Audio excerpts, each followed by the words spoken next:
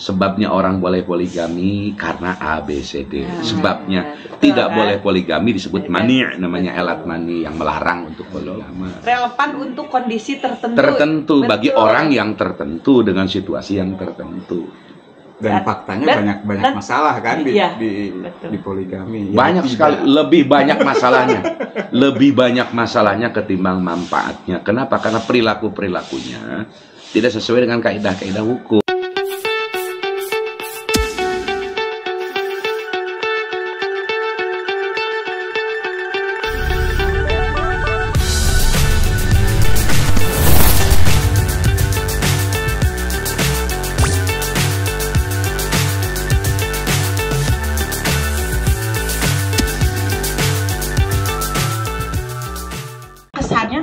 Memaksakan dan atasnamakan agama. Ada juga yang berawal dari perselingkuhan berujung poligami. Kalau itu kan sudah tidak syariat lagi menurut saya, karena awalnya juga sudah perselingkuhan. Dan secara tataran intelektual, secara kapasitas pendidikan orang-orang menengah ke atas, bukan orang-orang awam gitu loh kan. Sampai ya Allah, sampai ke pengadilan itu mah karena jatuhnya sampai KDRT.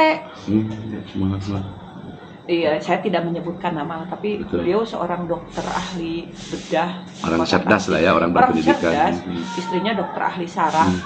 Poligami karena ikut kajian itu di lingkaran itu. Tapi karena istrinya nggak mau dipoligami, terjadi percekcokan, terjadi KDRT, dilaporkanlah oleh istrinya. Sampai putusan pengadilan 1 tahun 8 bulan penjara kan. Terus biasa dramanya perebutan hak asuh anak kan. Panjang sih. Sampai kemarin saya juga bukan masalah lelah atau tidak ya, mungkin karena ada beliau minta diadvokasi, tapi karena beliaunya sudah ada pemahaman bahwa yang beliau lakukan adalah betul. Sedangkan perempuan kan sebenarnya ingin dirangkul aja sih. Ingin diakui bahwa pamisor bahasa Sunda nama mun aya ijab kabul anjeuna lepat ngaku nyungkeun dihapunten meureun moal berlarut panjang dugikeun ka pengadilan sareres nama. Betul. Makanya kan dalam syariat Islam itu, dalam soal pernikahan itu tidak dogma. Berbeda dengan wilayah teologi tauhid, saklek Tuhan itu satu ya satu. Haji mesti ke Mekah ya mesti ke Mekah. Saum fardu itu Ramadan ya Ramadan, nggak bisa dipindah. Beda dengan hukum-hukum fikih lain, tidak selektrah hitam putih seperti hukum Islam. Pernikahan itu juga masalah fikih yang harus komprehensif bacaannya dengan usul fikih. Fikih tidak menggunakan usul fikih, Anda akan menjadi fanatis, menjadi tamasuk bidhahiril ayat, berpegang kepada konteks yang dohir saja. Sementara al-hukmu ta'adzuru ma'ilah, kata usul fikih. Hukum itu tiba karena ada elat. Elat itu faktor. Disebut hitab wadi kajiannya. Sebabnya orang boleh poligami karena A, B, C, D. Sebabnya tidak boleh poligami disebut mani', namanya elat mani yang melarang untuk poligami. Jadi tidak sesederhana itu karena dia bukan dogma. Betul. Bukan dogma. Relevan untuk kondisi tertentu. Tertentu bagi orang yang tertentu dengan situasi yang tertentu. Dan faktanya banyak masalah kan di poligami. Banyak sekali, lebih banyak masalahnya. Lebih banyak masalahnya ketimbang manfaatnya. Kenapa? Karena perilaku-perilakunya tidak sesuai dengan kaidah-kaidah hukum, terutama kaidah usul fikih. Gitu. Tidak berpikir darul mafasid aula min jalbil masalih. Mengedepankan maslahat yang sedikit ketimbang madarat yang banyak, itu tidak boleh dalam kaidah fikih. Harus diperhatikan kalau madaratnya lebih banyak jangan lakukan meskipun ada manfaatnya yang sedikit. Madaratnya kan ke anak, ke keluarga, ke kerabatan, hubungan dawil arham, dawil furud, psikologi anak, kesehatan berpikir anak, fisik dan mentalnya, itu kan menjadi pertimbangan hukum karena Islam menjangkau wilayah itu. Berarti kan balik lagi ke literasi ya, orang-orang yang berpoligami seharusnya memang literasinya sudah mapan, sudah kokoh. Kalau literasi ya udah selesai, tidak ada lagi perdebatan apapun karena sudah makrifatnya sudah sampai di situ. Makomnya sudah memiliki. Umar bin Khattab saja tidak berpoligami, seorang Amirul Mukminin yang gagah berani. ketika istrinya cerewet, Umar bin Khattab, mohon maaf, istri beliau itu termasuk Ummul Mukminin pada masa itu, istri seorang khalifah Islam yang sangat nyuwun sewu, lebih cerewet ketimbang Umar. Beberapa riwayat menceritakan Umar selalu mengalah. Selalu mengalah, padahal Umar secara fikih punya hak untuk berpoligami, tapi tidak dilakukan oleh Umar bin Khattab. Gitu loh. Seorang Amirul Mukminin di masa beliau Islam menyebar ke wilayah Bizantium, wilayah Eropa, ke Afrika. Sikap beliau mengalah sampai hadis turun buat Umar itu, bahwa pahala orang yang bersabar dengan buruk akhlaknya seorang istri, maka dia akan diberikan pahala Ayub alaihissalam. Itu kan dalam rangka mengayomi, memberikan reward kepada suami yang bertahan dengan tanda petik perilaku istri yang tidak sejalan terhadap suami. Apatah lagi persoalan poligami tidak sederhana itu. Wong Umar aja mengalah kok dengan cerewet istrinya yang banyak hal yang kurang serasi dalam hal-hal kehidupan sehari-hari. Jadi dengan alasan syara menikah itu boleh, kemudian dengan mudahnya melakukan praktek poligami. Menurut saya ya mengatasnamakan agama untuk melehalkan kepentingan syahwat pribadi. Eta kan upami ayeuna dikawitan ku perselingkuhan, terus karena tidak mau terus-terusan selingkuh pada akhirnya poligami, itu juga jadi salah kan? Iya, jadi salah. Karena kenapa awalnya dimulai dengan perkara yang haram. Yang haram.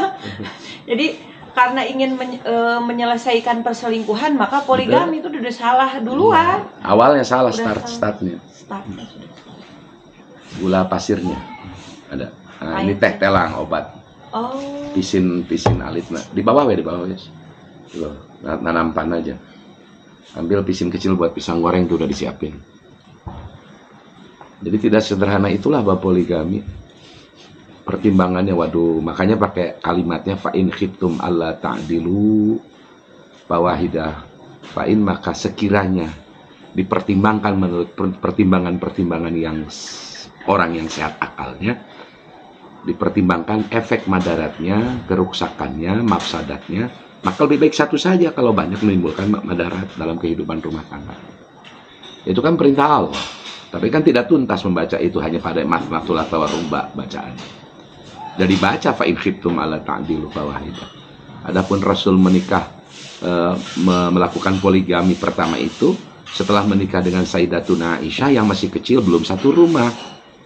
Ketika Rasul belum satu rumah karena Sayyidah Ummul Mukminin Sayyidah Aisyah binti Abi Bakrin masih kecil, datanglah seorang perempuan bernama Haulah binti Hakim dari Bani Adi bin Nadr. Ya Rasulullah, bagaimana kalau jika engkau menikah dengan seorang perempuan yang dulu suaminya adalah orang yang berjuang bersama engkau, telah gugur. Siapa namanya? Namanya Sauda. Sayyidatuna Sauda dinikah oleh Rasulullah, tapi tidak dicampuri oleh Rasulullah. Perbedaan usianya jauh, sampai 5 tahun menurut satu riwayat. Lebih sepuh sang perempuan yang Ummul Mukminin, lebih sepuh ketimbang Kanjeng Nabi. Mohon maaf, rupanya pun dia paling hitam kulitnya dari istri-istrinya Kanjeng Nabi. Nah itu oleh Nabi kemudian ditikah sebelum bersatu dengan Aisyah satu rumah. Seorang perempuan lebih tua janda daripada sahabat. Jadi kalau mau jujur secara perspektif sejarah, mestinya yang mau poligami yang pertama menikah dengan janda yang lebih tua dari dirinya. Betul. Ya, karena kan tadi balik lagi ke kondisi tiap rumah tangga itu berbeda-beda. Sangat berbeda. Sangat berbeda-beda, tidak bisa dipukul rata alasannya seperti apa bagaimana. Kalau misalkan kondisinya memang apalagi sudah tercatat di Lauhul Mahfuznya harus berpoligami, kemudian menemukan kondisi yang memerlukan poligami, ya tidak jadi masalah. Ketika nisob segala sesuatunya, atau saya juga sering menemukan kasus-kasus misalkan yang istrinya stroke 15 tahun, ya itu nggak jadi masalah. Karena tadi juga sama Kang Dodi dibahas, saya pernah menangani kasus anak 4 tahun digagahi oleh kakek-kakek 77 tahun. Kakek-kakek itu ternyata istrinya memang stroke 15 tahun, kebutuhan biologisnya tidak terpenuhi, tidak tersalurkan. Makanya relevan untuk kondisi-kondisi seperti itu. Walaupun ada juga saya melihat membaca yang istrinya sama dalam kondisi stroke tapi bertahan setia. Dan dia seorang pengusaha. Dan dia pengusaha kaya raya. Berarti kan itu balik lagi ke mempertimbangkan psikologi anaknya dan kemampuan kejiwaan dia tidak sanggup untuk memiliki istri lagi karena istrinya masih hidup walaupun berbaring sakit. Betul. Itu kan juga nilai pahalanya lebih besar ketimbang dia berpoligami. Saya yakin si laki-laki itu akan diberi pahala lebih besar, dan kalau tidak diberi pahala besar saya akan gugat nanti. jadi masalahnya bukan benar atau salah, tapi balik lagi ke kondisi tersebut. Betul. Karena ini bukan rukun Islam. Poligami itu sekali lagi bukan rukun Islam. Betul. Bukan dogmatis. Sesuatu yang bukan wajib berarti tidak harus dilakukan. Harus tidak dilakukan. Sunnah pun ketika memenuhi unsur kesunahan. Loh, kan. Tuntas kalau dengan pakarnya. Ini semakin menukik perbincangan. Ayo diminum dulu. Dan clear gitu. Jadi ini akan nyambung Kang dengan kepemimpinan perempuan. Relevan atau tidak situasi kondisinya. Madorot atau maslahat.